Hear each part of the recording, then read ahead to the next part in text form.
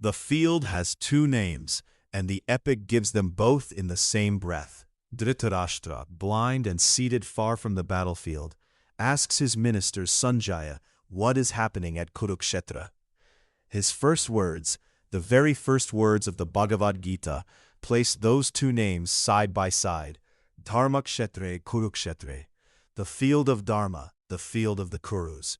Bhagavad Gītā 1:1 reads, Dhritarashtra uvacha, Dharmakshetre Kurukshetre samaveta yuyutsavaha, mamaka pandavascheva kim akurvata Sanjaya.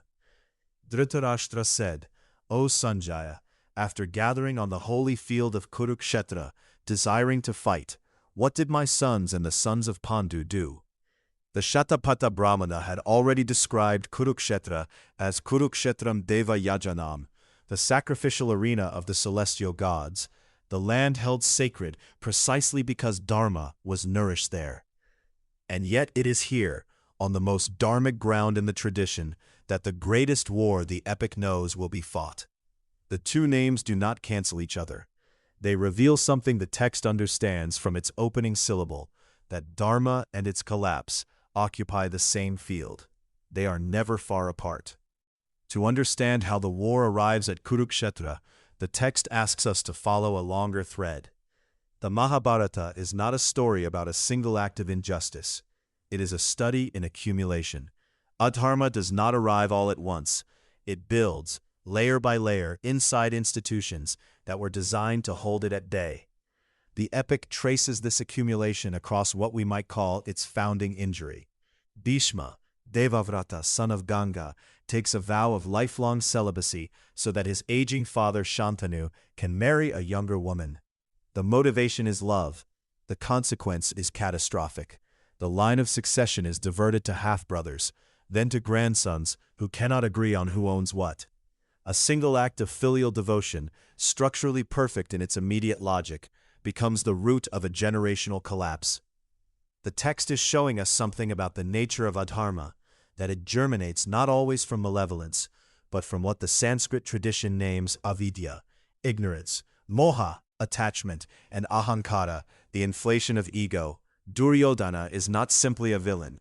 He is what the soil of those three conditions eventually produces. The Sabha Parva, the book of the assembly hall, is where institutional dharma finally shows its face of failure. Yudhiṣṭhira is invited to a gambling match. He knows what it is. He himself says it plainly. Gambling is deceit. It is evil. There is no kshatriya valor in it. And yet, he cannot refuse. His own understanding of dharma, the rule that a warrior king does not decline a challenge, becomes the mechanism of his destruction. This is the profound cruelty the text is examining. A rule, followed precisely, can become the instrument of adharma's triumph. Yudhiṣṭhira gambles away his kingdom. He gambles away his brothers. He gambles away himself. And then he stakes Draupadī. What happens next is the moral axis of the entire epic. Draupadī, Panchali, wife of the 5 Pandavas, is dragged by her hair into the public assembly hall. Every elder who should intervene, Bhīṣma, Drona, Dhritarashtra, Vidura, is present. None of them acts decisively. Draupadī stands before them and asks one question that the assembled dharmic authorities cannot answer: whether a man who has already lost himself in dice can legitimately wager his wife. The question is unanswerable because it exposes the contradiction at the heart of the rules being applied. Bhīṣma, the greatest authority in the room, the man who has spent a lifetime as the guardian of Kuru Dharma, says only, "The ways of Dharma are subtle. It is not wisdom, it is paralysis wearing the face of wisdom." And Draupadī herself names what is happening. She declares, "I think time is out of joint. The ancient eternal Dharma is lost among the Kaurava." That sentence, spoken by a woman being publicly humiliated before silent elders, is the Mahābhārata's diagnosis. Not that one bad man did a bad thing, but that the institutions built to protect the good have gone quiet. Consider what happens when the silence of those who know better becomes itself a wound. A family in which one child is being treated unfairly, where the grandparents see it clearly, where a sibling sees it clearly, and where everyone agrees, privately, that something is wrong, but no one speaks at the dinner table, because the rules of that family say, we do not make scenes, we do not confront, we keep the peace. The silence protects the structure, and the structure, by staying intact, protects the harm. Draupadi's question goes answered not because Bhīṣma lacks the answer, but because the institution has no mechanism for a question that exposes its own failure. The hall is full, the hall is useless. It takes 13 years of exile, a failed diplomatic mission by Krishna himself, and 2 vast armies assembled on opposite sides of a plain before the next great moment of dharmic crisis arrives, and this time it arrives inside a single human body. Arjuna, the greatest archer of his age, rides his chariot between the 2 assembled forces and sees, for the first time, not armies, but faces. Teachers, elders, cousins, men he grew up beside. Bhagavad Gītā 1:28, Arjuna uvacha, Dristve mung svajanang, Krishna yuyutsum samupastitam, siddhanti mama gatrani, mukang saparishushati. Arjuna said, O Krishna, seeing my own kinsmen arrayed for battle here, intent on killing each other, my limbs are giving way, and my mouth is drying up. The physical details matter, the mouth drying, the limbs failing. The text is not describing cowardice. It is describing the somatic reality of moral paralysis, what happens to the body when the rules by which a person has organized their entire understanding of right action suddenly offer no guidance. Then, at the close of chapter 1, comes the image that closes the first movement of the Gita. Bhagavad Gītā 1:47, Sanjaya uvacha, Evam uktvarjana sankhye ratopasta upavishat, visrijya sasharang, chapang, shoka samvigna manasaha. Sanjaya said, speaking thus, Arjuna cast aside his bow and arrows and sank into the seat of his chariot, his mind overwhelmed with grief. The bow is the Gandiva, the instrument of his entire identity. He puts it down. Sits. He is done. The text names his condition with clinical precision at the opening of chapter 2. Bhagavad Gītā 2:7, Karpanya dosho pahata svabhavaha, pritchami tvam dharma samudha chetaha. My nature has been overcome by the flaw of Karpanya, and my mind is bewildered about Dharma. Dharma samudha chetas. The word Karpanya deserves attention. It comes from Kripana, the miser, the one who clings. Arjuna is not confused in an abstract intellectual way. He is clinging, hoarding his grief, unable to release his attachment to the familiar categories of who deserves his protection and who deserves his sword. And in the same verse, he does something the text marks as genuinely momentous. He asks Krishna to be his guru. For the first time, Arjuna, who is Krishna's equal as a friend and cousin, becomes a disciple. Shishyasteham, I am your student. The relationship changes, and with it, the conversation becomes possible. Krishna's response begins where it must, with svadharma, one's own prescribed duty.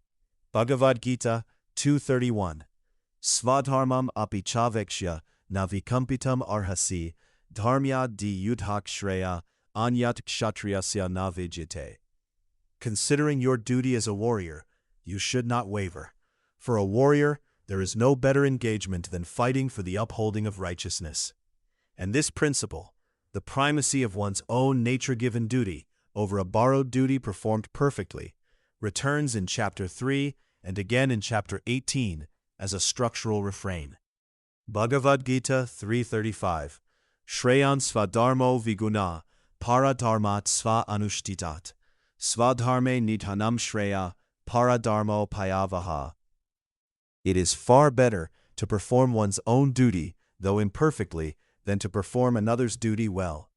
It is preferable to die in the discharge of one's own duty than to follow another path, which is fraught with danger. The Bhagavad Gītā says this twice because it needs to. When the rules of an institution collapse, the first temptation is to reach for someone else's framework, to ask what would a wiser person do here, what would the elder in the room do? The text answers, the path built from your own nature, however flawed its execution, is safer than a borrowed clarity that does not belong to you. But Krishna does not stop at the level of individual duty. He places the entire crisis inside a cosmic rhythm. Bhagavad Gītā 4.7 and 4.8. Yada yada hi dharmasya glanir bhavati bharata, abhyutanam adharmasya tadatmanam srijami aham.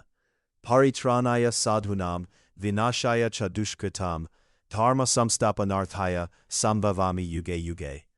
Whenever there is a decline in dharma and a predominant rise of adharma, I descend myself, for the deliverance of the devoted, the annihilation of the destructive, and to re-establish the principles of dharma, I appear, age after age. The word glani is worth sitting with. It does not mean sudden destruction, it means a gradual diminishment, a waning, a slow fading. Dharma does not collapse in one dramatic moment. It thins, and the text's understanding is that this thinning is not a unique historical emergency, but a cyclical reality, one that the universe has a self-correcting mechanism for. There are marriages, long ones, in which something very like this happens slowly. A couple in their mid-40s who have kept faith with each other through tight years, through the illness of a parent, through raising children, and who wake one morning to find that the shared understanding of what their life together means has thinned, not broken, not betrayed, simply faded at the edges. Neither person did anything wrong. The rules they married by still technically stand. And yet neither person knows, when they sit across from each other at breakfast, what the other needs. The Gita would recognize this not as failure, but as glani, the diminishment that precedes reckoning, the moment that calls not for a borrowed solution, but for returning to what is actually true about each person's nature, and beginning the conversation from there. The Shanti Parva, the Book of Peace, the longest book in the entire Mahābhārata, opens after the war has ended and the killing is done. Yudhiṣṭhira, who won, is grief-stricken and refuses the throne. And Bhīṣma, who lies dying on a bed of arrows, having survived the battle to deliver one final teaching, speaks to Yudhiṣṭhira across 12 full books about Raja Dharma, righteous rule, about Dharma, conduct when the normal rules offer no guidance, and about Moksha Dharma, the path toward liberation. The man who was silent in the assembly hall when Draupadī was humiliated now speaks at immense length about what Dharma requires. The irony is not accidental. The text asks us to hold both, the failure and the wisdom, in the same person, in the same life. What to carry forward into your actual day. The Gita does not promise that Dharma will be obvious when you need it most. It promises the opposite. It promises that the field of Dharma and the field of collapse are the same field. Dharma kshetra and Kurukshetra spoken in a single breath. What it offers, in the figure of Arjuna on the floor of his chariot and Bhīṣma on his bed of arrows, is the image of someone who failed to act, or could not act, and who then from precisely that place of exhaustion began to listen. The practice is not to avoid the paralysis. It is to recognize, when your mouth goes dry and your limbs give way, that this is the moment the teaching becomes available. Svadharme nitanam shreya. Better to fall in one's own truth than to stand upright in someone else's.